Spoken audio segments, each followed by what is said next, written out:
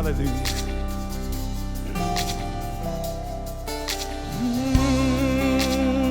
We bless you, Lord. Oh, oh, oh.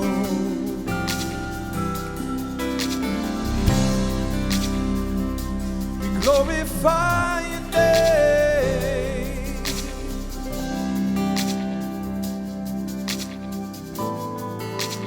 Oh, we glorify your name.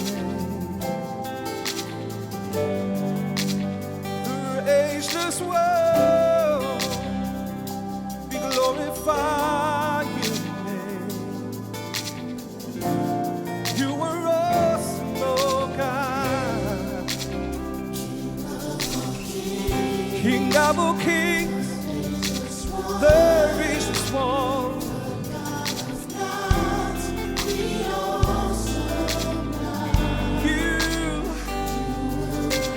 You cannot change.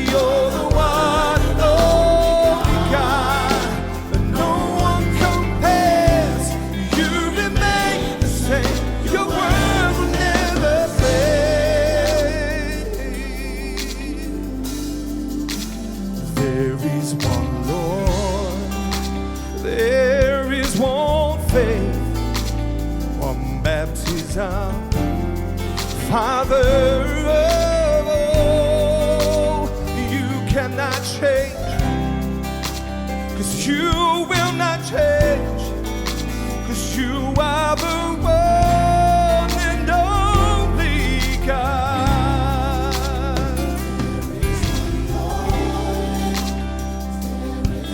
There's one faith. He's my Father.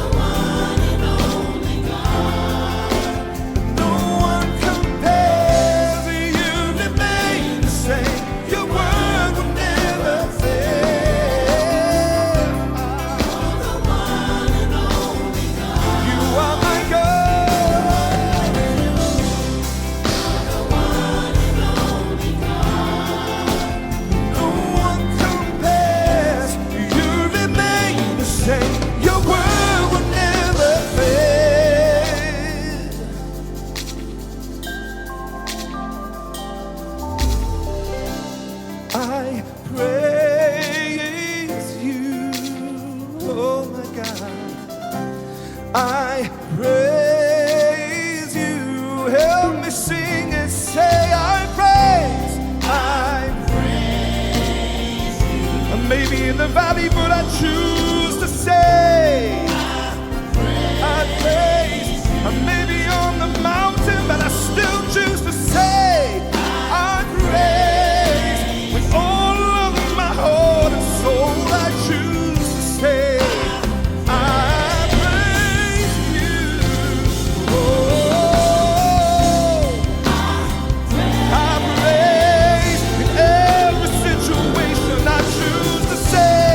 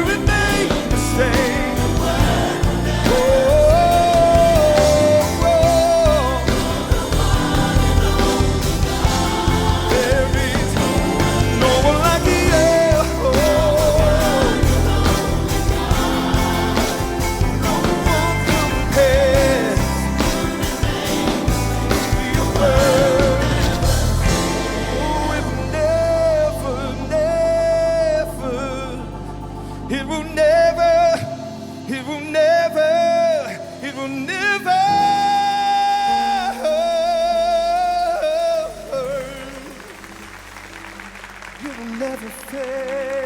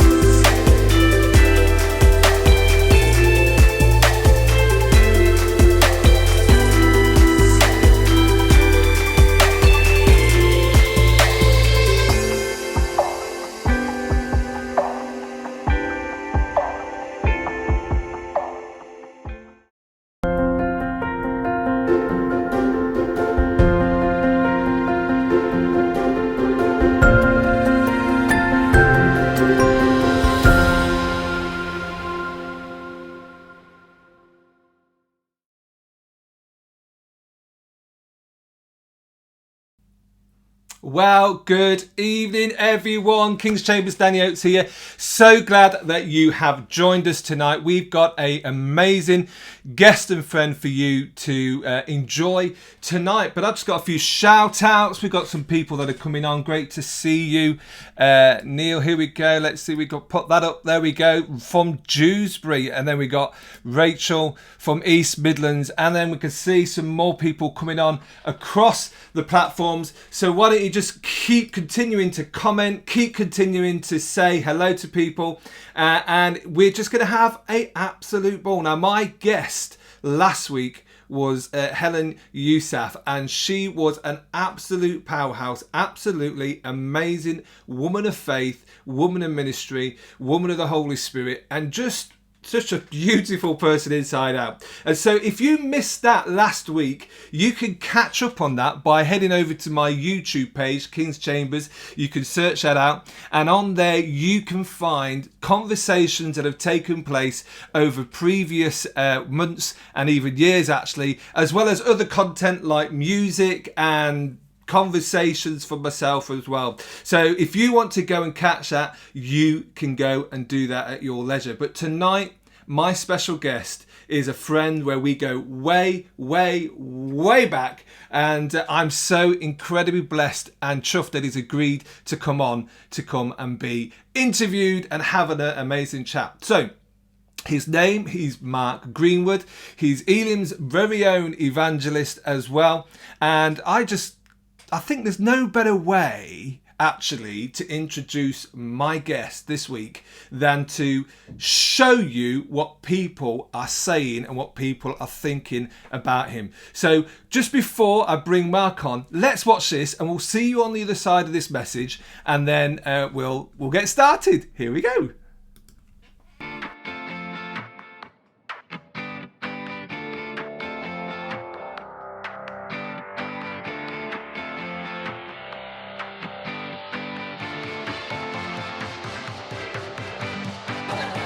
So this, did you notice how I wrapped that round twice? There was a time I couldn't even wrap it round once. We just had to secure it at the rear, okay? It's opening up, it's opening up, it's opening up. You might as well say yeah, because that's what I'm doing.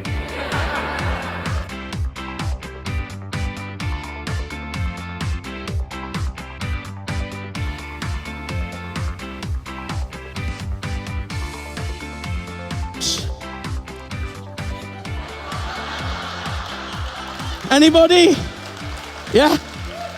It's like, what do you think, sir? Yeah, lovely. What do you think? Yeah, yeah. What do you think? Yeah.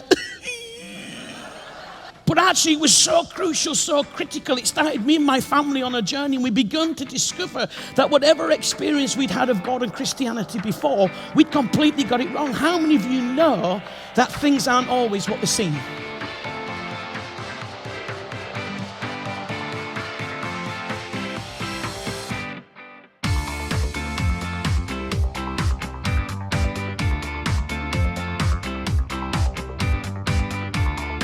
I am not just a machine, a very lean, mean fighting machine, all the same. But I am not a machine. My heart is a flesh heart that beats and wants to please God and wants to love God. Why? Because God's heart pumps with love for every single one of us.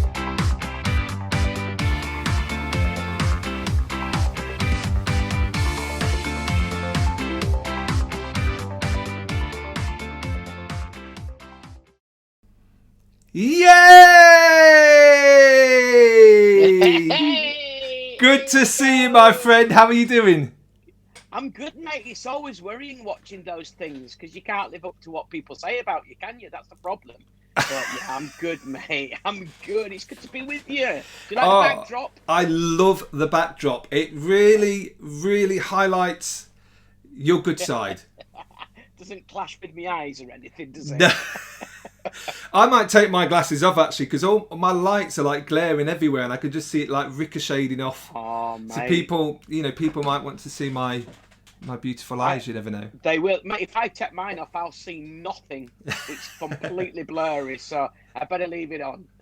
So we go way, way, way back actually, don't we? When I think about it, We do, mate. We do, yeah. Can't remember how long ago. It's got to be over 25 years, hasn't it? Knocking on Easy. the door of. Yeah, easy. It's got to be, hasn't it? Yeah. Back in the day. So, like the guys we've had on sort of previously, what we tended to do is these sections I've sectioned off into different topics that people have actually requested to speak about. So the very first set we did, I had Chris Bow and Dave Haddon, and they were very much kind of the father of worship to the UK and brought lots of release and the rest of it. Amazing time there. And then this one is been very much geared towards the prophetic and evangelism. Okay.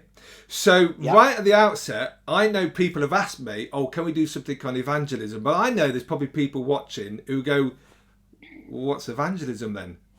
Yeah. And to you, what's evangelism? Q. I should know, really. Yeah. This is a brilliant thing. We do overly complicate it, but the word evangelism is just like, it means good news, doesn't it? It's like my title in Elim, I often say this, my job title is National Evangelist. That means I'm national good news. It's not a bad gig, is it? That's a very good gig. Yeah. So it is literally just about being, first of all, being good news, and secondly, bringing good news when it's the right time to say something. But we get really stressed out about it, don't we, for all sorts of reasons. But yeah, evangelism is just about telling people the good news of what God has done for the world. Wow. And well, let's go back somewhere near to the beginning then, because you obviously were a child at some point, and then a teenager, and then all this kind of happened. But take us back to the days when I suppose you hadn't even heard of the word evangelism. Maybe let's go back to pre-conversion, or pre-giving your heart to the Lord, or whatever we want to say. Yeah. Well, I wasn't brought up in a Christian home. None of my family were Christians. My mum, she went to a pretty sort of traditional, without going into too much detail, kind of church-type school, and really strict. So that kind of put her off anything to do with it, really. Mum and my biological father split up when I was young. My biological father was an alcoholic.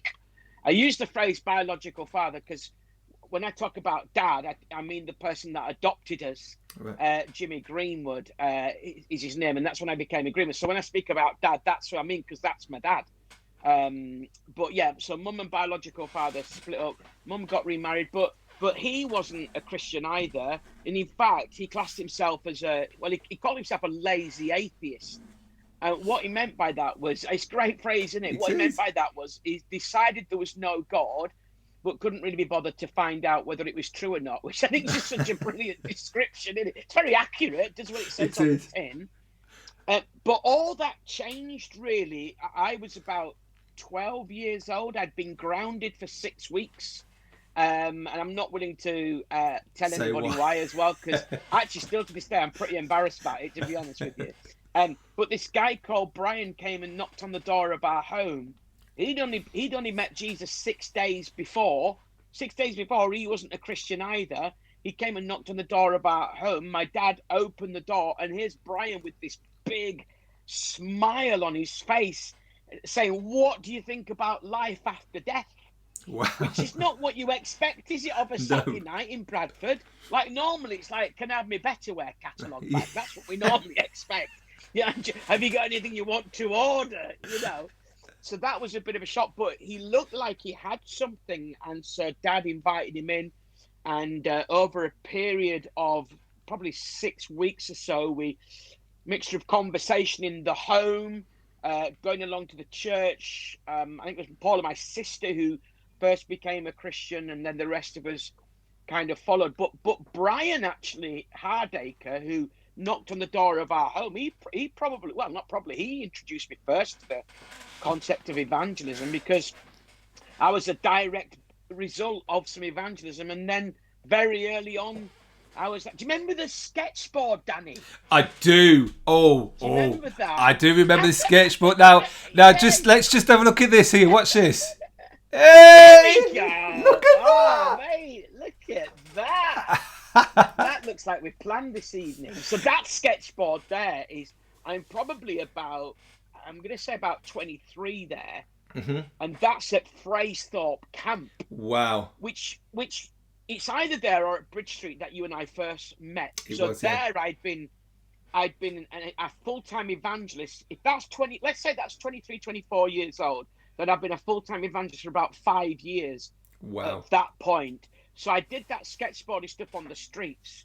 But then 3 days before my 18th birthday, I left Bradford and went and trained as an evangelist full-time. So that's where it kind of got developed in me, really. How many times have you said, if you can't read it, just rub your eyes, blink, and then focus on the white? You know the lingo, mate. You must have done it. Well, in my kind of early days, I did a couple of years out kind of doing the kind of gap year type thing with an organisation called Task Force 2000. So I am well versed and trained in the actual sketchboarding. We'll have to have a sketchboard off one of the days. A sketch off. A sketch off, yeah. See who does the best ladder lettering. Oh, amazing. So, I mean, interesting, when we met, you may not realise this or know this actually, because I don't think I ever really shared it with you, but when I was beginning to start to think, you know what, maybe there's an itinerant kind of calling in me, there's a kind of a moving around and serving God in the field of worship. Me and you met, and you may remember meeting, but may not remember the content of it, but we met for breakfast at a little chef just at the end of the, I can't remember what the motorway is, in Bradford. Do you know where the main road that goes out and then it drops down to the M62? Yeah.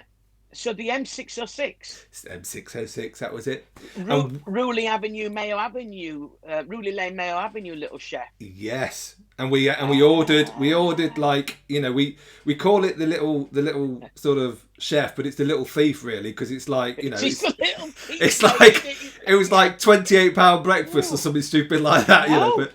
Well pricey. But I don't even know if they exist these days. But the content of that conversation, you were gracious enough to literally let me chew your ear off, right from practical stuff, which we don't talk about what we need to, like how to run finances as part of a ministry. Absolutely. How to you know, the thing between trying to not touting for work, but obviously there's an element of that. But how do you do that with staying in right good standing? So we went right around the whole topic. So at least, I mean, obviously things change, and you know, we develop all the rest of it. But certainly for a massive amount of my early years were based and helped through those conversations of you allowing me to chew your ear.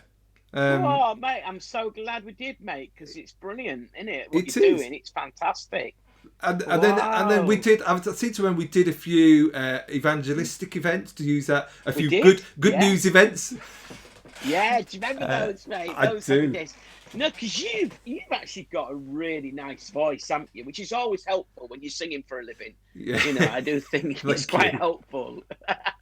I mean, it's an aside thing, really, but you know, one of the things that and I think I mentioned it when you were doing something with another mutual friend, Darren Edwards, where there's a difference between how I would lead at, say, a room full of people that was not yet sort of Christian, as opposed to like the Sunday morning service where most people are Christian. And it was interesting how speaking with Helen last week, because she was saying that she would go into those kind of situations, and actually she would speak. She worded it as sing prophetically over people. So people would come and God would whisper things into her heart, and then would kind of speak that out, sing that out over people. And she said that she saw people have an encounter with God through that, and actually kind of get kind of saved. So I suppose from a kind of talky point of view, how does that play out in your world? Is there this kind of tension or junction or kind of conversation that goes on where you might get to kind of feel something that God might be saying specifically to someone, or you know, is evangelism kind of like, you know, in a sense to the masses? Yeah, I mean, I think it's a bit of both. If I'm really honest, that always sounds like it's a cop-out answer, isn't it? But I also feel, I guess I understand what part I've got to play in the world of the evangelist, not even in the world of the church. Right. And I think for me, there's things that God has placed on my heart and developed in me that have shaped who I am. I mean, at the beginning of this year, I've been in full-time evangelistic preaching for 33 years. And I can tell you the key areas that are my, in fact, specialism might not be the right word, but three things that God has really placed in my heart that shape everything I do. So number one, massively believe that God wants me to equip people. Yeah. So as an evangelist, I'll say this in all humility, I think I'm one of the best equippers out there. Okay. Now I mean that in all humility. I don't mean that in an arrogance, because I've lived this stuff. I've developed this stuff. I'm a practitioner.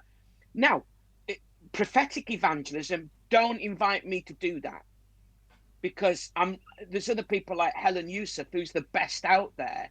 You know what I mean? But that doesn't mean that there won't be times when I'll move in the prophetic. Yeah. But I'm not going to advertise myself as a prophetic evangelist, because I know that training, communication, like articulating the Christian faith to people that don't know Jesus in a way that the uninitiated can understand what I'm talking about. Okay. And then the third thing is understanding the process behind which people come to faith. Wow. And so therefore, as an evangelist, in terms of a preaching evangelist and calling people to follow Christ, yes, I see people become Christians, but there would be other evangelists that would preach the gospel that might see more people make public decisions. Now, the debate's out as to whether they're becoming Christians. That's another debate. Sure. But I can tell you, three of my really dear friends, when they preach the gospel, they will probably see more people make a first-time response. Barry Woodward, Mark Ritchie, and Jay John, right? And that's not because I'm not fruitful, because I do see people come to Christ, but actually because God uses me a lot to nudge on the person who's an atheist. or nudge on the person who needs their perceptions changing. And because I understand that, then there's more in my talks that's geared to doing that and not just pulling in the salvation net. Does that make sense? So I think it's really important in the field of evangelism that we understand that. I think in business or whatever they call it, the USP, don't they? The unique selling point. Putting it in a biblical context, understanding that the gift that God has placed in you and not worrying about the stuff that he hasn't placed in you. So it's like, for me, equipping, communication, and the process by which people come to faith. That's the stuff that keeps me alive. It ignites me and I get passionate about it. I've got a question here. That's someone's, because I'm on the kind of text here as well. And cool. So someone's basically asking the question about how much of the Bible do you need to know to be an effective evangelist is the word they've used, but I'm assuming being able to, we broaden that to just being able to talk about your faith. Okay, the truth is, so long as you know Jesus, it doesn't matter how much you know of the Bible, but I'm going to caveat that in a second. So you can I know people that are not even Christians that are great evangelists. Honestly, I like people that I know who are not Christians, who brought their friends who are not Christians along to events and have actually been having conversations with me about the Christian faith to their friends. They're not an evangelist in the strict sense, because obviously you've got to be a Christian to be one of them. Sure. But the truth is, you can have been a Christian 1 second and you've got enough in you to share your faith. However, let's not use that as an excuse not to get to know the Bible. So, for example, Danny, I'm from Bradford, as you know. You lived in Leeds? You didn't live in the posh part of Leeds, like you actually live in Leeds? Yeah, we lived in Pudsey and Farsley. That was the posh part. I lived in Pudsey for a while. But yeah. But I you may not know it because you lived in the rough end. But so mate, I'm from Bradford. Okay, lots of Asians in Bradford who know the Quran. If an Asian person, a Muslim particularly, because of course when you say Asian, there's a broad scope of different nationalities and cultures. But let's say I'm speaking to a Muslim and they know the Quran and often know the Bible better than some Christians, or speaking to a Jehovah's Witness who often know your Bible better than you know it, then I don't think it says much about our faith if we don't get to know it and use it to articulate our faith. Sure. So I that's why I wanted just to caveat it, because actually I do think if you want to be more effective, I think you get to know the scripture. But for me, it's like I just want to know the book about my Jesus that I'm trying to tell people about. And so there's got to be this determination, I think, to get to know it. That doesn't mean that we say John 14:6 says. Yeah. I never say that. I always say, like, there's this great little sentence in the Bible that says this.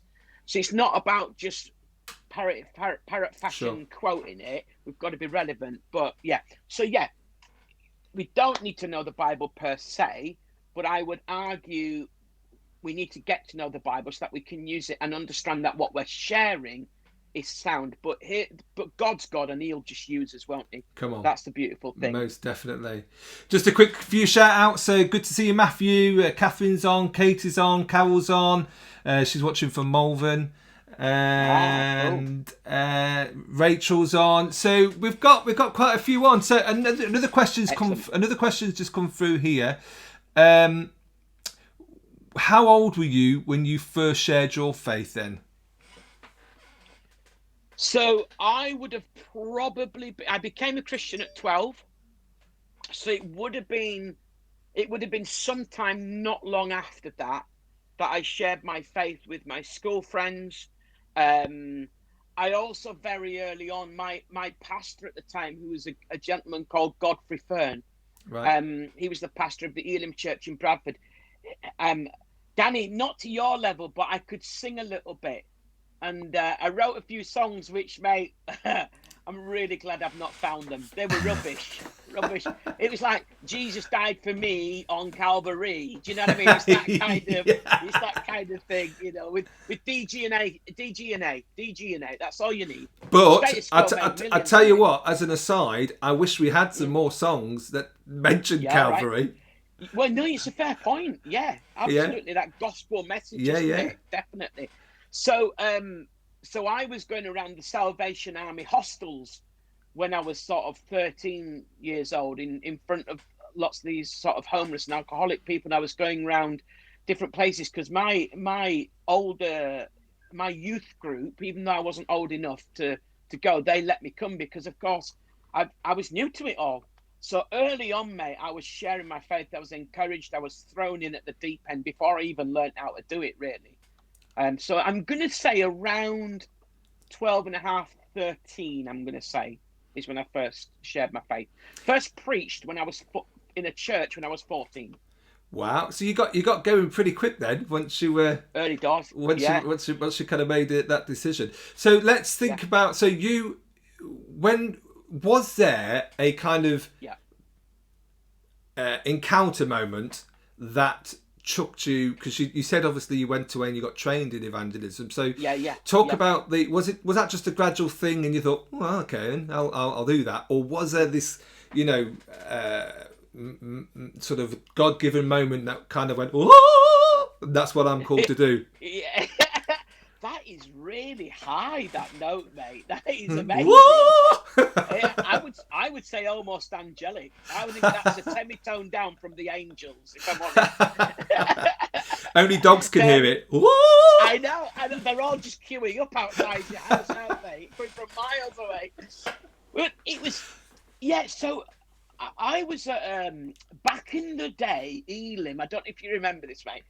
They had a Bible week called Bognor Bible Week. Yes. And in Bognor Regis, I mean, gosh, Bognor Bible Week doesn't do a lot, does it, for you? But we used to go down, and in the youth meeting, a preacher by the name of Barry Killock was preaching, and he said there are people here in this youth meeting that God is calling into full-time ministry. I would have probably been about 14 at the time. I knew in that moment that God was calling me into full-time ministry. Now, at that moment, I thought it was as a pastor, because in Elim, the obvious route, or the only route, really, was that you'd go to Elim Bible College, be trained as a pastor, and you'd pastor a church. However, fast forward 3.5 years, and I'm in my church in Bradford. There's a gentleman by the name of Corky Davey. You may have heard of Corky if you've done the sketchboard. He's an evangelist that ran a school of evangelism. He's preaching on mission and evangelism. And at the end of that service, I'm closing my eyes for the closing prayer. And I have this vivid oil painting-esque freeze frame of a load of people kind of falling off the edge of a cliff. Wow. That broke me. And I cried fairly solidly, apart from to the point where I actually had to take the day off on Monday from work, because from the Sunday, the Monday and the Tuesday, I was just crying. I mean, there'd be times when I'd stop, but then the image would come and I'd be gone again. And I was like, what is this about? So I spoke to my pastor, because like, if you don't know stuff, you speak to your pastor, don't you? That's what you do. So I spoke to him. And he said, Mark, do you know what? And this was a guy now, wasn't Godfrey, it was Bob McDonald. Godfrey moved on to another church, and Bob McDonald had come to take on the pastorate in Bradford. And he said to me, do you know what, Mark? I believe that God has broken you and given you a passion and a compassion for those who don't know Jesus. He said, it's my firm opinion that he's calling you to be an evangelist, not a pastor. And I believe you need to go to the Bristol School of Evangelism and train to be an evangelist, because if you felt you wanted to be a mechanic, you wouldn't go to medical school. He said, so it's your call, but I respected him. He said, I'll support you in whatever you do. But I knew. And so a few months later, I left Bradford. I was working as a butcher. My boss said, keep your job open for you. It's here for you. but he said, I don't think you'll be coming back because this is what you were born for. Wow. So that's even non-Christians recognizing. So, because I shared my faith loads with them, we'd have, it was Rawson Market, Danny. I don't know if you remember that back in Bradford, an old Victorian meat market. And we'd have these debates with loads of butchers. They're all firing these questions at me. And so, that freeze frame oil painting, the sort of thing that Helen might paint, it was kind of this vivid. I believe God was showing me a picture of hell. Wow. And people dying without him. That's what it was. And that's what broke me. So that was it's a defining moment, mate. Defining moment. Yeah. Wow. I tell you what, let's take a quick break. We're going to listen to some music and then we're going to be back shortly. This is a track I was privileged to voice at the One Event conference recently that was online. You can find all these tracks over on the Alive, which is a church that I'm part of, YouTube page to be able to have a look at that. This is Great Things, I think it is. We'll be back after this.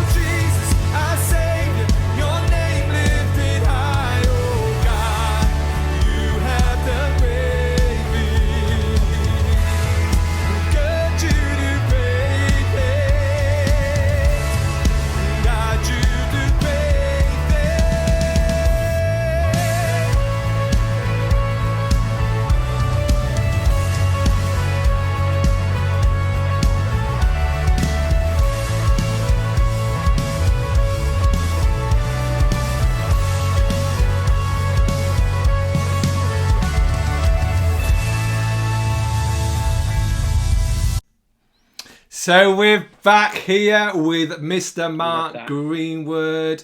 Did you enjoy that? I did, mate. I loved it. Really good. I'll tell you a story Good about. song, actually. I'll tell you a story about that because we were filming for this sort of conference of one event, which we do every year. This year it was online, but as we were filming, shall we say that the weather wasn't particularly reliable.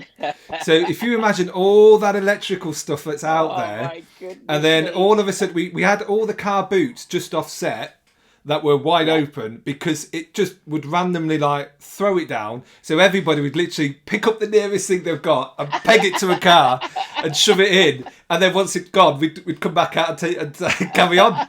And that was the lot for a couple of days. So it was all good fun. Yeah, the things people don't see behind the masterpiece, eh? Well, that's the thing. That's most definitely the thing. So we're going to move on slightly because let's go down reminiscing lane again because actually we'll get to, and there's a few things I want to sort of talk about. But Phrase Thought Camp. Yes, come on. Because we've done a few of those as well. I've not been for many years, which we do need to rectify. To be fair, we need to sort that out. When we get back meeting, we'll get you back up, mate. That'd be great. Most definitely would love to do that. Yeah. But talk about that. What is Phrase Thought Camp? Because this is effectively probably an audience that won't know what Phrase Thought is and what they can access from it. Yeah, so Fraysthorpe actually is a small village to the south of Bridlington, which, as the crow flies, is probably only about a mile. We don't actually meet there anymore. So we actually meet in a place up near Middlesbrough, near Stockton-on-Tees. It's a bit more inland. A lot of that farm's not even there now because of coastal erosion. I mean, it's got pretty well battered, or certainly the road into it. So it's now called Elim Festival. And like you, last year we suddenly had to turn something around and go online. So Elim Festival, it's a family-based festival. It's got a strong evangelistic edge to it. We have meetings for the whole family at it. It's about 550 people plus some day visitors. So it's not the sort of the size that some of the bigger festivals are, but it's got a real kind of community family feel to it. And yeah, really evangelical. In fact, I now lead that festival. Have done so for about 4 or 5 years now. So yeah, we'll definitely get you up, mate. I would love that. So but it's amazing. Is there like a website they can go and look at? Because I'm assuming it's open. Is it open to anyone? I suppose who's got the faith? Yeah, absolutely. Yeah, I mean, obviously, only people that know somebody who goes there tend to know about it because we've not done lots of advertising. We are going to do a little bit more because we do feel actually we're a little bit like, the world's best kept secret, really. So we do feel we ought to just do a little bit more promotion. But yeah, anybody can come, elimfestival.org.uk. If you just go online and look and Google it, there'll be all the updates. There's no updates about this year at the moment because we're just thrashing out, though we're probably going to make a public announcement on Monday as to what we're doing.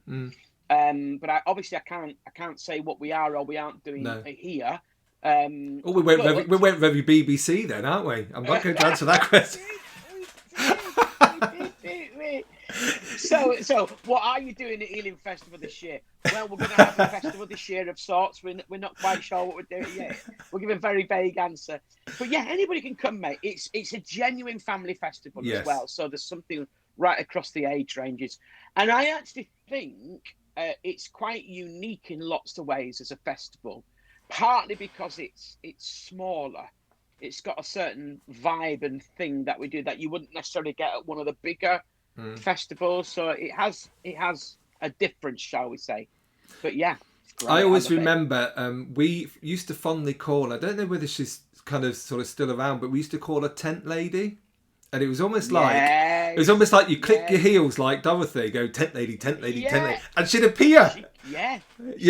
She could fix anything with a She needle could. and thread. That lady, she was amazing. Yeah, no, she's not there now. Oh, but bless. she was amazing. Yeah, and absolutely. All the kind of squirty stuff to make tents waterproof. And... Yeah, absolutely. When we first started going to Freystore, we had this thing called Bora Bora, Danny. I don't know whether you remember that. It was Vaguely. basically, I'm not going to go into too much detail, but if I was just to say, it was a manual emptying of toilets, and it involved a jeep and a rather bumpy journey to a cesspit at the other end of the field. And we'll just leave it at that.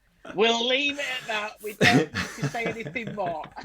It's what I think. Thankfully, when you do the worship, you don't tend to do that type of thing. No, you get out of it so long. Yeah. Why do you think so many people wanted to volunteer to be on the worship team? That's the reason why. Oh wow! So that's another string to your bow. So let's move on, because you're an author as well, aren't you? So you do a bit of writing. So if I just bring this up, let's talk about this. So big yes, little yes, healthy maybe. What's it about? Here it is. I was going to say here it is in the flesh, but it's the other way around, isn't it? You've got to do the reverse camera thing. There you go.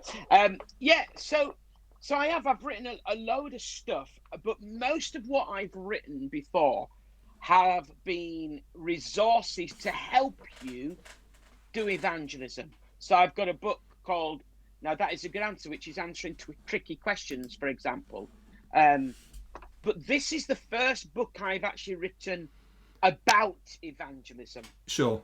And somebody said to me, when I was writing it about a year and a half ago, they said to me, how long has it taken you to write this book?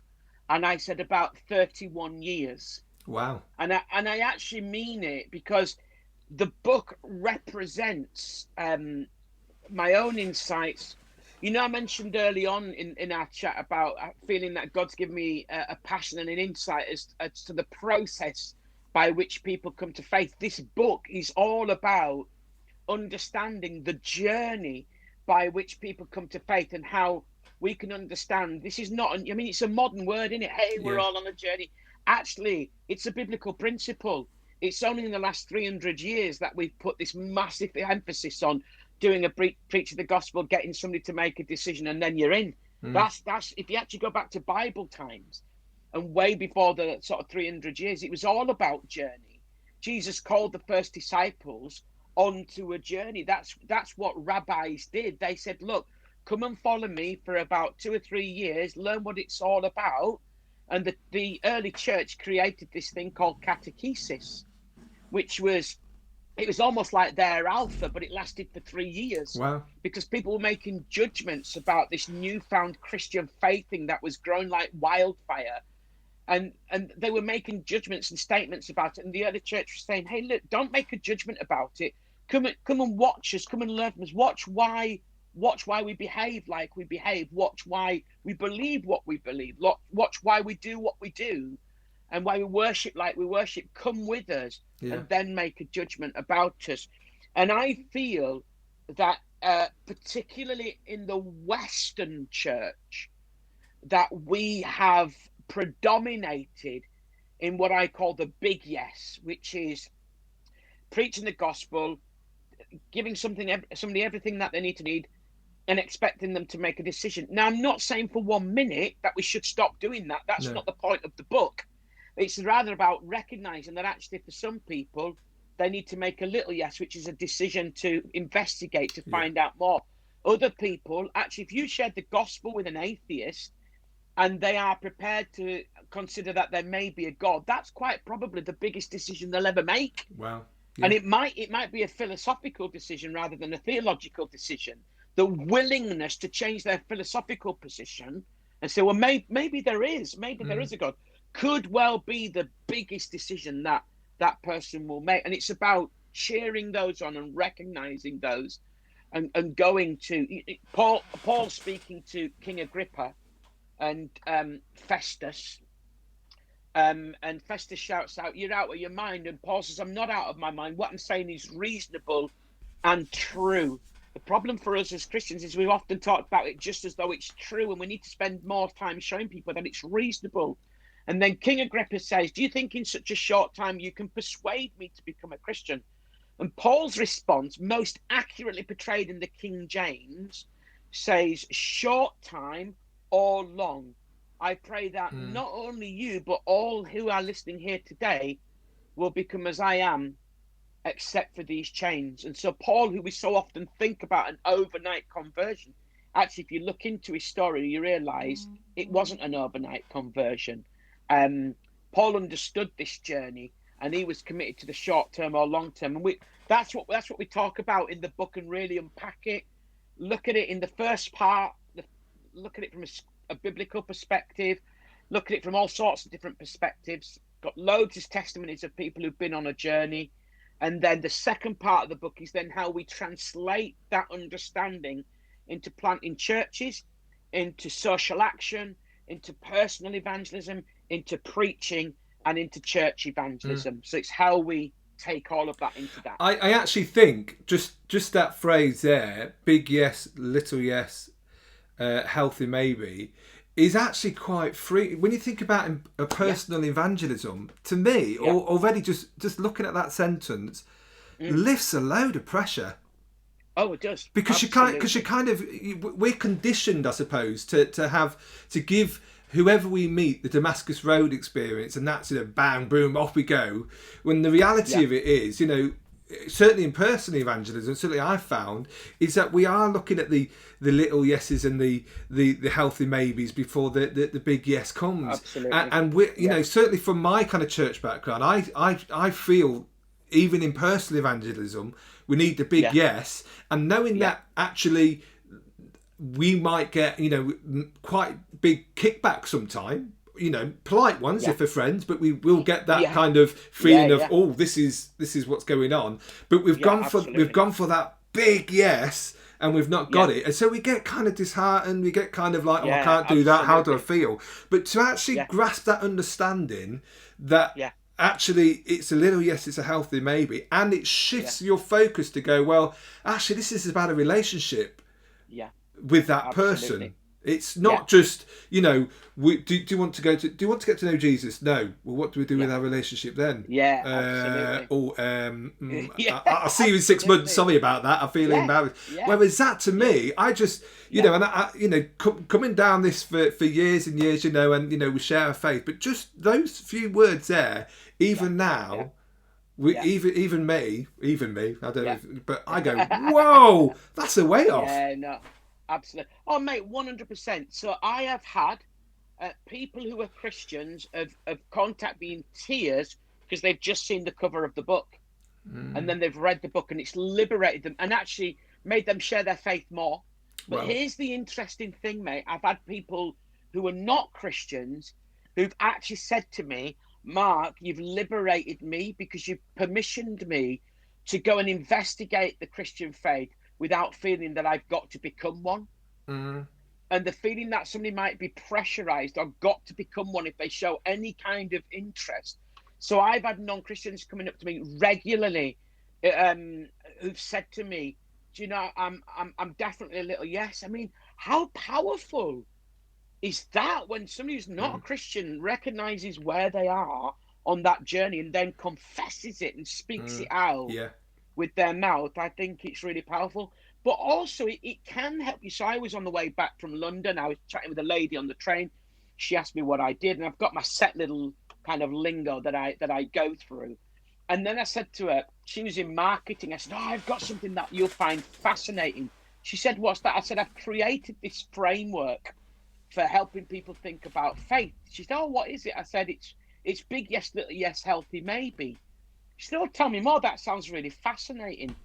So I explained the 3 different elements to her, and I said, "Now you'll know that in marketing, that half the challenge is convincing somebody who thinks they don't want what you're offering them, but it can radically change their life." Yeah. She says, "Yeah, absolutely." So we chatted more around that, and I said to her, just out of interest, and I do this loads, just out of interest, which are you? She said, I'm definitely the healthy maybe. And then I said to her, I said, what would it take for you to become a little yes? And she said, oh gosh, I don't. She said, I guess I don't really know. I said, well, if I felt that I knew and that I could help you to at least consider whether you might want to become a little yes, would that be something that you're interested in? She said, yeah, I think I would be, yeah. Because I'm not going now, oh, I found an opening, let's go in and preach the whole gospel to her. I'm journeying with her at her pace, and I'm almost, through asking questions and conversation, helping her to discover actually where she is in this. So she's definitely healthy maybe, but would be willing to become a little yes. And so we were able to meet up and discuss. I use that approach a lot with people, and it's quite liberating. Wow. We've got a question here, which we'll put up there. Yeah. So Mark asks, wondering if you have used faith questionnaires and what you feel about them. That's from my friend called Neil Walpole. Hi, Neil. Great to see you. Yeah, I do like faith questionnaires. The only thing I would say about faith questionnaires is that they can be, if not used correctly, they can be a little bit, I don't want to say deceptive, because I don't believe that that's the intention, but it's like you start off by, this is a slightly extreme example, what's your favorite car? You know, a Ferrari. And then you end up by question 6, do you want to become a Christian? Do you know what I mean? And it's like, it's that's a bit of an extreme picture, but there's a danger that we can be not as transparent as we should be. So I've actually created a questionnaire that I use called Good, Bad, or Far Worse. And I just say I've got 6 questions to ask you. And a couple of them are to do with faith, but that's not where we're starting. Is that okay? And then I'll go so that I can just be a bit more transparent. So yeah, use them. I think they're great at getting into dialogue, but I think we just need to be a little bit careful. Cool. So I'll tell you, I'll put this up because this is where you can get said book, I believe. And it is the very place, yeah. And all your other resources that you have, because I'm believing for you that you'll shift a few of these, because I think that they're just on that sentence alone, it's a must buy, definitely. Yeah. No, well, Danny, can I be a little bit bold? Yeah. I with Big Yes Healthy Maybe, I didn't write the book because I thought, oh, it's about time I wrote another book. I didn't even write a book because I was a national evangelist building a strategy, and I'd not written a book about evangelism. I actually, and this is where I've been allowing myself to be a little bit bold with this resource only. I actually believe that God has put something in my heart and soul for the UK church to become more effective at reaching their friends and family. Now, actually, I have it on good authority from people in African nations, in Australia, in India, that this, whilst the Big Yes Healthy Maybe might not literally translate, the topics that it covers are as true anywhere. But I really believe it's got a prophetic edge to it, and I don't use that phrase lightly. And I've been amazed at how this has been grabbed by a lot of people around the UK in Christian organisations and churches. It's really, God's really, really using it. And so I'm just going to say to people, a little bit of boldness. If you're really serious about reaching people for Jesus, then you need to buy the book. And I don't talk about that. I don't talk about any of my other resources like that, but it's a conviction I've got, mate. It really, really is. Yeah. No, I would agree.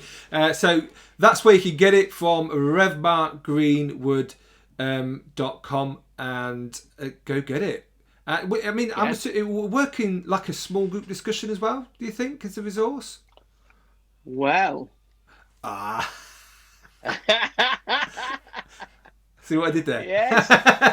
You're working it tonight, Danny. You need to get a 20% cut. Okay, so I'll bring it a little bit closer to the camera. This study guide takes each of the 10 chapters, and there are questions key verses, prayers, and action. So I wrote this because I got a lot of pastors saying to me, we'd love to use it in our small groups. Do you have any questions or anything? And more churches like small group study stuff. So yeah, people can get that as well.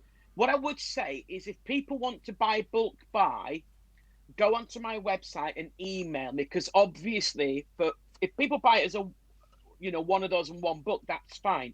But if they're wanting to buy to do it with small groups and their churches, then obviously we discount quite a lot the more copies they buy. So don't think, oh yeah, I want 10 for mine, and then buy 10 copies of the book and 10 copies of the study guide, because you'll be paying more than you need to pay. It's all about getting it out, really. Wow. But yeah, it's perfect for it. Wow. So there we go. So make sure that you kind of you go and grab that. I mean, one thing that has been really remiss of me actually is we forgot to talk about family. So let's do a quick catch up family wise, because we're both married, both got kids, but I'll let you go first. Yeah, I think you'll get away with it, mate, because they're not bothered about listening to me. They've got pizza and films, so they'd much rather watch that. Which breaks my heart, as you can understand. Competing for the Wi-Fi. Absolutely. Yeah, no, I've got a wife and two fantastic daughters. My oldest daughter is slap bang in the middle of GCSE year, whatever that's going to be. And my youngest daughter is 13 and a half. We had kids quite late. I am 51. We had kids quite late on in life. My wife is a very successful business analyst, and so her career was doing really, really well. So we thought, let's let that develop. And then she took some time out, did a whole bunch of things because she's a very clever person. And then just in the last 18 months or so, felt it right to get back into that. So is she into photography as well? I seem to remember, is it? She's very good at photography, but she's not. She's into it in as much as she likes taking nice photographs. But she's not a trained photographer. Just one of those annoying people who just can see it, got the eye for it. That's the thing. A little bit like you, really. You've got an amazing, mate. I love your photographs. Oh, thank you. On your walks. Even your little selfies look like you're a flipping top model. They're brilliant, mate. Wow. Now I do like it. I mean, certainly while we're kind of locked down, I have the ability to wander and the ability to take it all in and think about it. Mate. You don't wander. You flipping hike, mate. You put some right miles in. I don't think anybody can accuse you of wandering. Well, my last pair of shoes. Because I mean, if you think I probably do, the minimum that I would walk is 10 miles a day. So and even on a Sunday, so I still even get space before service and do what we need to do. So if you do the maths on that, 300 and how many is it? 300 and how many days of the year? Mate, I got unclassified in my maths. Don't ask me to do the maths on it. We need to get somebody to message in the answer. So it's 10 miles a day, 365 days a year. So it's going to be over 3,000. Is that 365,000? No, I'm going to get my calculator out, mate.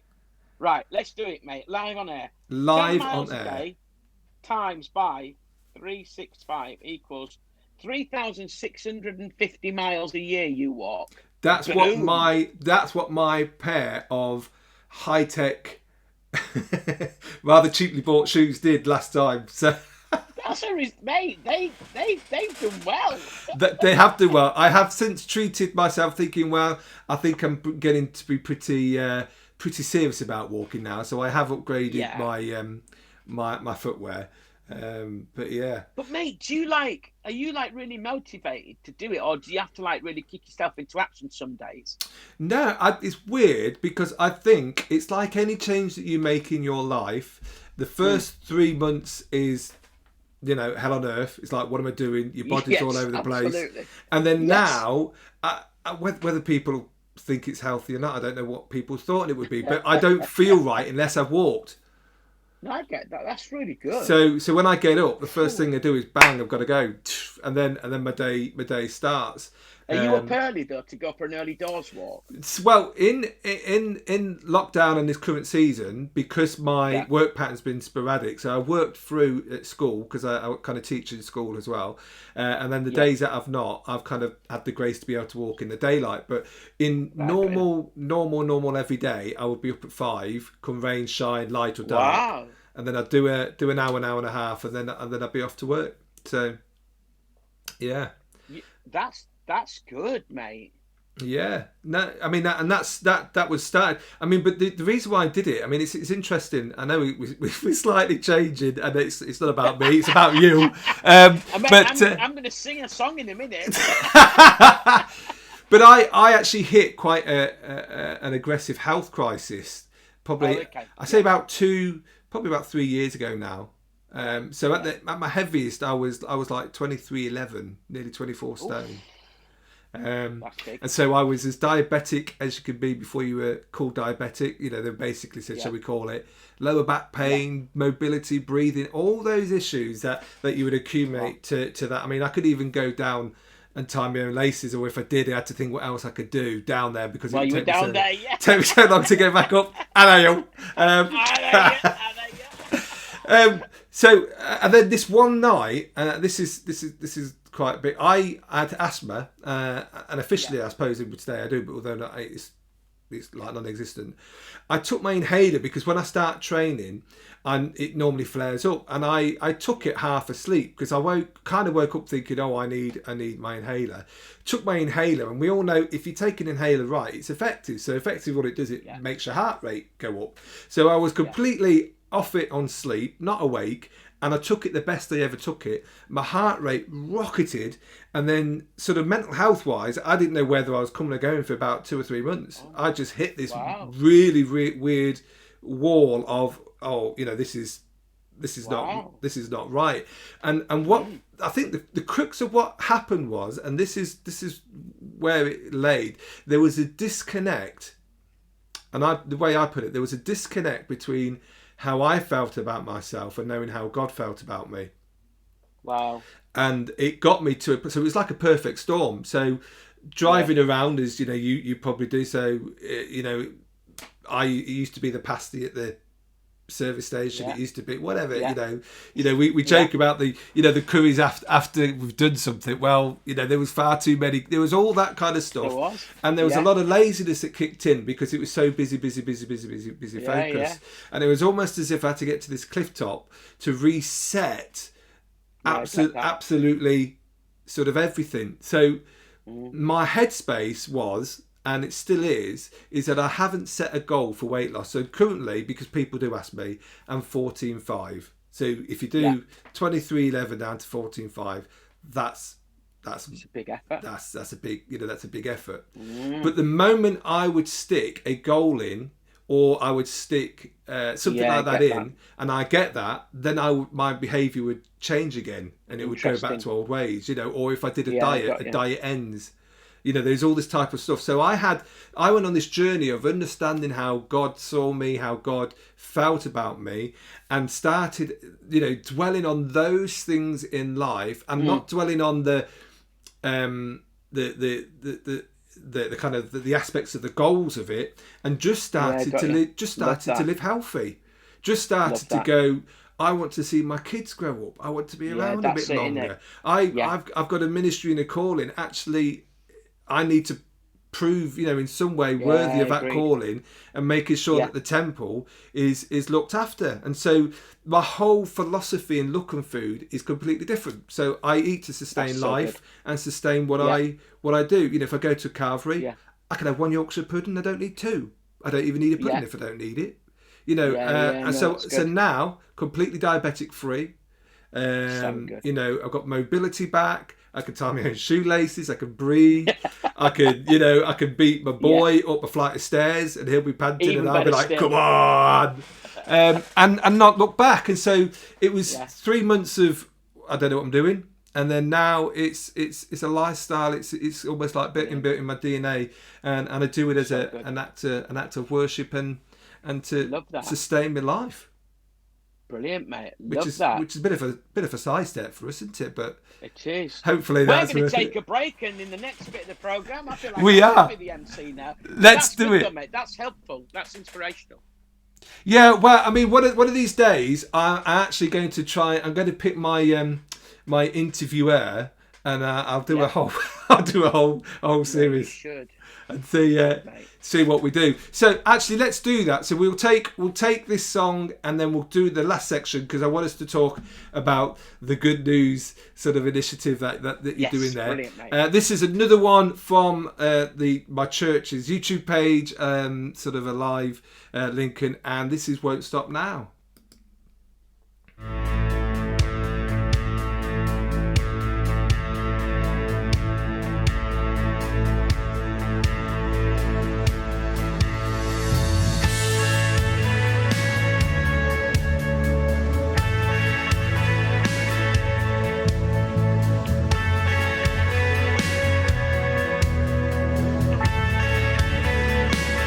I give you glory for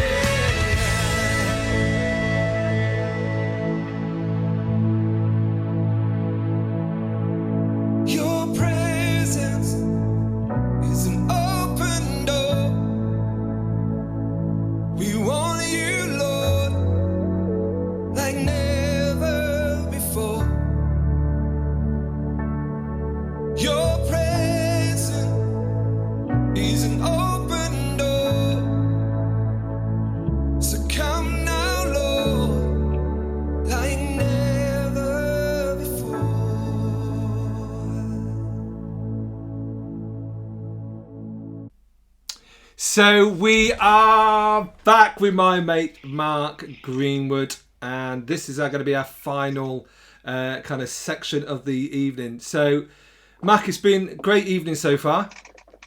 It's been lovely. I've really enjoyed it. We've got some new guys. We've got Stephen on, Rick's on, Josie's on. So we've got Terence is on. So we've got some people that are tuning in and listening in. So this last section, I want you to talk about this. Let me do my magic pokery. What is he going to do Boom! now? There. So talk to us about this. Really good news. It's such an amazing initiative, and having looked at some of the posts that you've been doing and kind of trying to find out about myself, I just think it's so worthwhile to highlight. So talk about it. Thank you. Yeah, really excited about it actually. So we've been doing, like most people, some online stuff as churches and as a denomination, and I've been working on various things for the summer, for Christmas. And so this was originally what we're going to do for Easter. But as I began to plan, it was going to be called Elim Easter time. We'd done Elim summertime, Elim Christmas time, Elim Easter time. But it felt that it was more than just some Easter resources. And there's a long journey behind it, which I won't go too much into. But suffice it to say, I've really felt excited by this that God has placed in my heart. So what is really good news? We are going to post a 60-second testimony from somebody every day in March on our Elim social media. I would love it if people from Elim and outside of Elim could reshare it. So literally, if you go on Twitter and put Elim Pentecostal in either Twitter, Facebook or Instagram, it'll bring up our social media. You can follow us, and even if you unfollow us afterwards, that's fine. But if you follow us, you will see these daily posts, and then you can reshare them. And I've listened to them all. I've personally got them all in, invited people to 31 all through March. Really powerful variety of stories. And then over the Easter weekend, we're doing 4 evangelistic services online. And then on the 21st of April through to the 7th of July, we've invited as many Elim churches as possible to do a live online alpha. Wow. So, yeah, I'm going to be hosting that. And as of this evening, we've got 120 churches signed up after about 3 weeks. So really pleased with that. So, yeah, and we're just calling it really good news. And it's just bringing hope in hard times, and it just seems to have something about it. It's got some traction. I believe the Spirit of God is all over it. I really do. I'm really excited. So make sure that you do get on board with that. Kind of go and check that out. Make sure that you're sharing those posts. But it kind of leaves me, because obviously it's Alpha Online, and we mentioned it online. And I suppose in these closing moments, I wouldn't say that we're old school necessarily, but we're used to in person. So whether we're in the city centre talking with people, whether we're on a platform in a church, or whether we're in a field, or whatever we're doing, we're used to sort of seeing somebody face to face and speaking to them. And so, in a sense, the message hasn't. Well, not in a sense, the message hasn't changed. It's still the same gospel. It's still the same thing we're talking about. Yeah. But how we present it, and actually how we sort of bring that to the masses, is different. So absolutely. Have you got kind of sort of tips, thoughts, processes? Yeah. So first of all, let me say about Alpha, for example. If I might do another small plug, I do a podcast on the National Evangelism Vision of Elim, where we're exploring it. If people search for Anchor Mark Greenwood, it'll take them to the hosting site, and they can then go to whatever platform, whether it's iTunes or Spotify, and sign up and listen to the podcast. But specifically, listen to a podcast I did with Nicky Gumbel, who talked about the fact that people said to him for a long time, you need to do Alpha Online, and he resisted it, and he resisted it, and he resisted it. And he said to me, Mark, I couldn't have been any more wrong. He said, I would say now that Alpha is more effective online than it is in person, though they will still do in-person Alpha when they can, but they'll never not do online Alpha. So that's worth an exploration and a listen. I think what I would say, but I would say this is true. There's a phrase being coined. I've forgotten now. Is it Ed Stetzer? Might be Ed Stetzer that coined it. But anyway, the phrase is this fidgetal. Wow. That all of our church, and I certainly believe this is so true of evangelism, it's got to be a fusion of physical and digital. So really good news is initially about our online evangelism, but we're gonna push it out for our in-person evangelism as well. And what I would say, right now in our world, we are in an existential moment. People are thinking about God like never before and prayer like never before. Why? It's not necessarily that they're, lost their job, lost their family, or I better become a Christian. No, it's not that. What's happened is all the things that we have depended upon and trusted in have been taken from us almost overnight, including, sadly, in some instances, loved ones. Yeah. We're living in the land of the valley of the shadow of death. My friend Andy Can from Chesterfield Redeemer King Church said that to me, and it stuck with me. So we're confronted by death, the great enemy of the soul. The minute you confront people with mortality in a way that is undeniable, the minute the things that we trust upon are taken from us, people are vulnerable. They don't know what is it all about, and they begin to ask those existential questions, whether it's explicitly asking them or implicitly asking them. But they're living in a place where they're wondering what everything is all about. And when people arrive in that place, that's when they start to investigate. So I think we've got a huge amount of healthy maybes and a huge amount of people that are willing to become little yeses. And we have to connect with people online because we're going to have the potential to reach more people online than ever. Some are saying that the online space is the new mission field. I think I would agree that it's a new mission field. Yeah. Because we swing a lot in the church. We've got to be careful we don't go, right, it's all about online, so let's forget about the physical. Yeah. It's not about that. It's about saying this is a new opportunity. Don't we say in evangelism, go where the people are? Yeah. Well, the people are there, so let's go there. I've got to be a little bit careful, mate, because I can rabbit on for ages about all sorts of stuff. Free ebook. So Big Yes, Little Yes, Healthy Maybe is the physical book that people can see on my website. If they go on my website again and look for Big Yes, Little Yes, Healthy Maybe, but underneath it says online, that's a free ebook forward by Phil Cook, Hollywood film director and producer, one of the leading, most influential speakers, it's said, in the world at the moment, but particularly in the area of communication and digital. And I mean, the guy's phenomenal. He's kindly done a forward for it. And people can go there and explore the online space. And then if people went to the Elim Pentecostal YouTube channel, we've actually done an online digital conference, whole day's conference, where we're exploring all sorts of stuff. And so some people could go there as well and have a little look at the mission field. That's what I would say. Wow. Mate, do you know what? It's been such a joy to kind of be catching up with you again. We can't leave it as long as we have this again, ever. No. Ever. We won't. No, I agree. We won't, mate. And let's make sure we keep talking and kind of interacting. And this broadcast goes out and people have watched it. I've got comments coming in on text on the different platforms it's streaming to, people being blessed and actually commenting on the Big Yes, Little Yes, Healthy Maybe. And so let's hope we can spread the word further and get people really free and able to share their faith in these sort of times that we're at.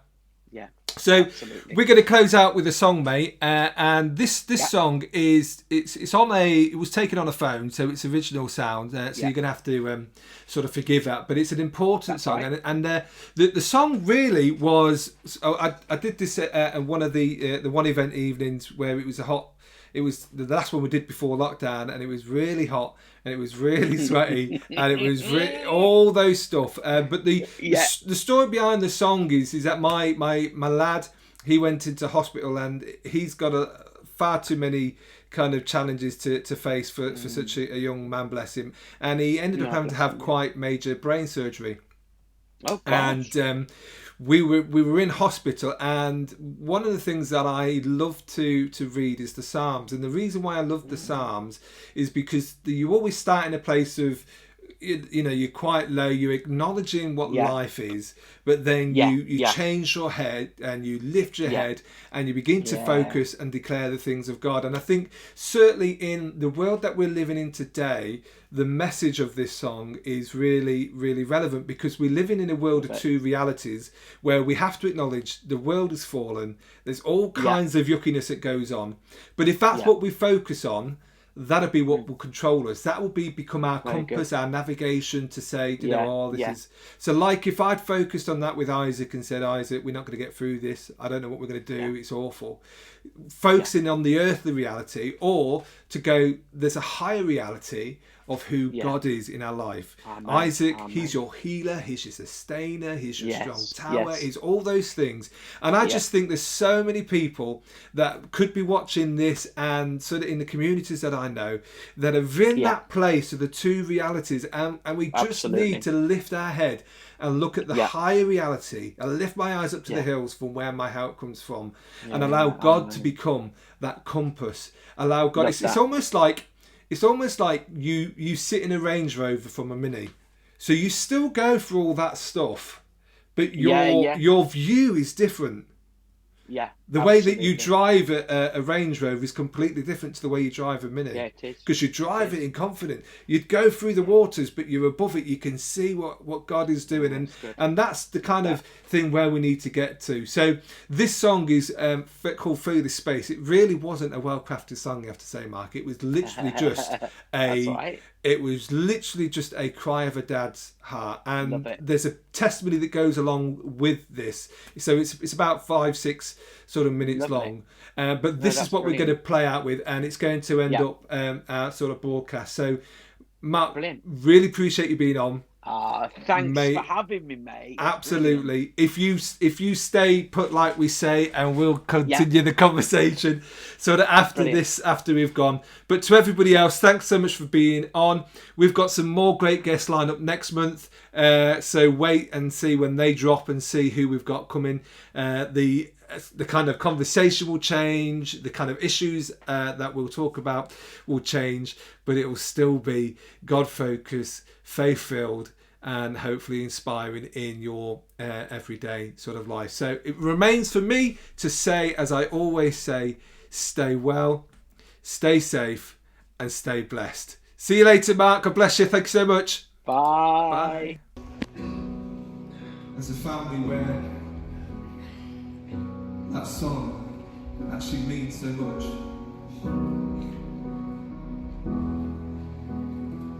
I always say talk about it, but I'm going to, because I'm his dad and I have dad rights. But my boy Isaac is sat there and he's got his camera on, so he's filming me. That's nice. A very special young man, born with so many challenges in life.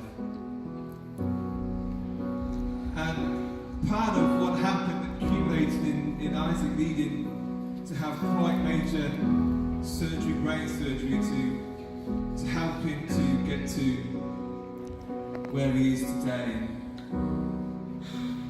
In those dark moments, as a dad, stood beside the hospital bed going, do you know what, I would do anything in this world to take that pain. Anything in that world just to give you that little bit of relief. And I remember one night when I was sleeping over in the hospital, because me and Kate took turns doing that, as you do, and just kneeling by his bed as Isaac was cold on medication, different things, and began to sing prophetically. And it was, I think it was for like 2 o'clock in the morning actually. So the nurses enjoyed that one.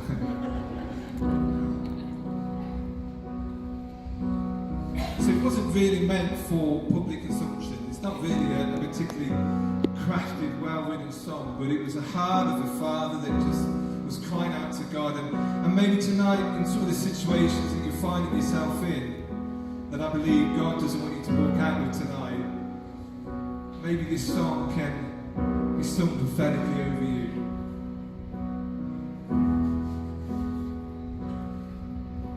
There's nothing in my hands that I would not give to you. There's nothing in this world I know that you can pull me through. But as I'm leaning down in this darkest night, as the rain is coming down as sharp as knives, all I can say, maybe this could be your prayer as you reach out to God.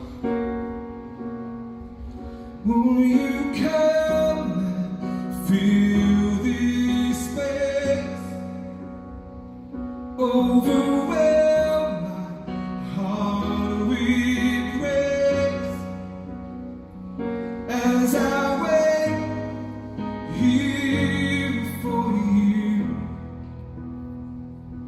I long for safe refuge.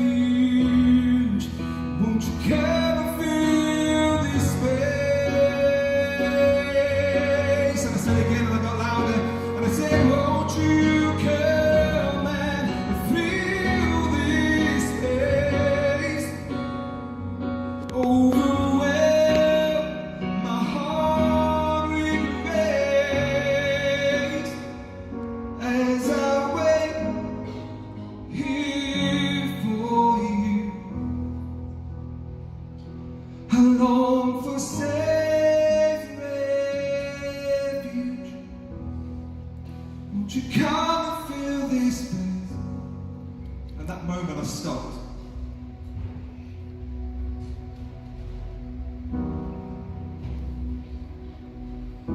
And it was as if, well I say as if, the Holy Spirit went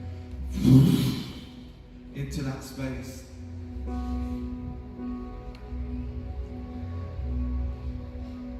And my tune changed.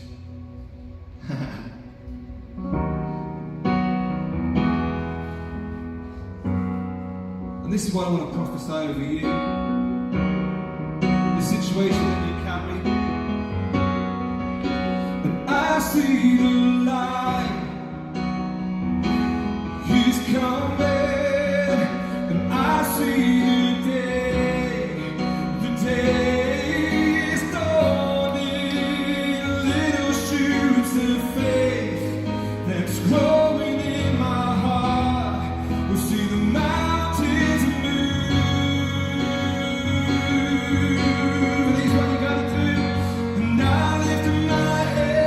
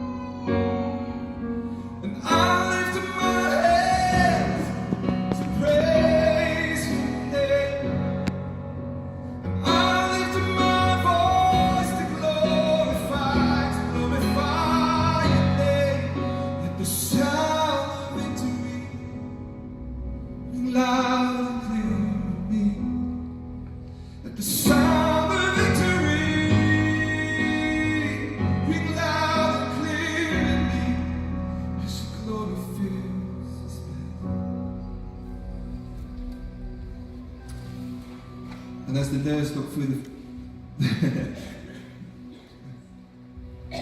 you've come and filled this space. You have overwhelmed my heart with grace. And as I waited here for